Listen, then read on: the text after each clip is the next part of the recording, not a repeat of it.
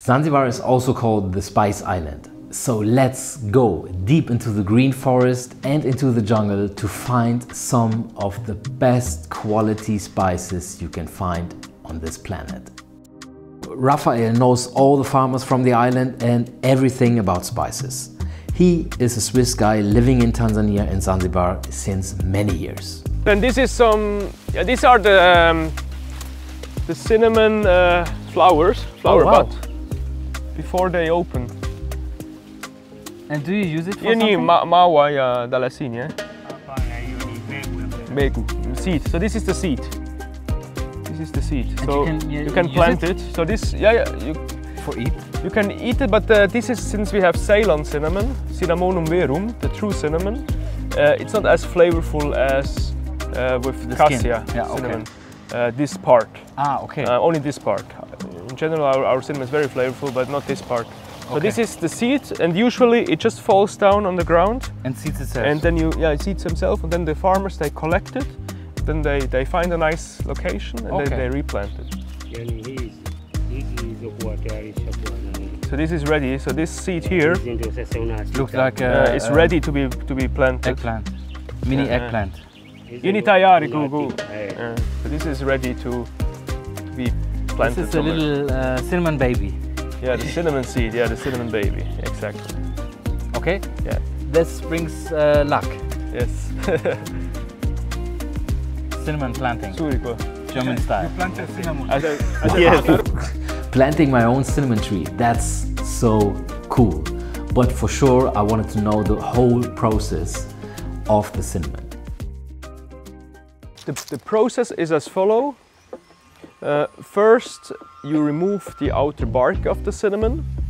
Then what you can see is the cinnamon layer, which is about 2 to 3 millimeter thick. And once you have removed the bark, you can cut rectangular shapes on the branch of the cinnamon. You remove the rectangular cinnamon layer, and then you have to hand roll it, sun dry it, hand roll it, sun dry it over several days. This means in the end of the day you remain with the bark, you remain with the cinnamon quills, and you remain with a piece of wood which you can use for fire at home or to make furnitures.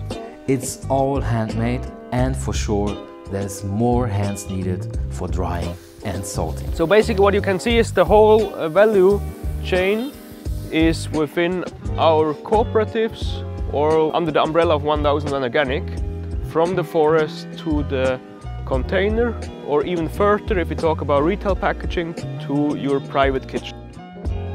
That's really what we think is where we see a niche, where we see an opportunity to bring maximum value addition to Zanzibar, back to the region, and it's really a win-win situation. Of course, it's good for the farmers, it's good for the country because the absolutely impact, and it's good. Bless you. Black pepper. Black pepper. That's real going to my nose.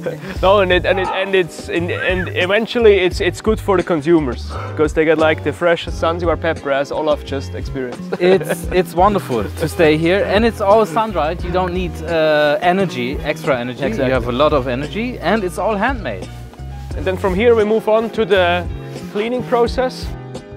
What we can see, the mamas here are doing the winnowing. The traditional winnowing of the cloves. So we remove small particles, small dust to keep the product as clean as possible, and the traditional way is a very gently way that the clove buds are just like the flower bud on top stays intact, so it's not breaking. Okay. So it's a very careful, soft way to do it. No machine. No machine at this point.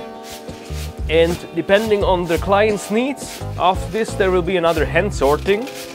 So the mamas literally pick one clove by one clove to have the big cloves and the small cloves, because like certain clients wish to have only big cloves in their packaging. But for this is no machines available, so beautiful. So this is really it's work. It's all handmade, made by hand. From Zanzibar. What a story!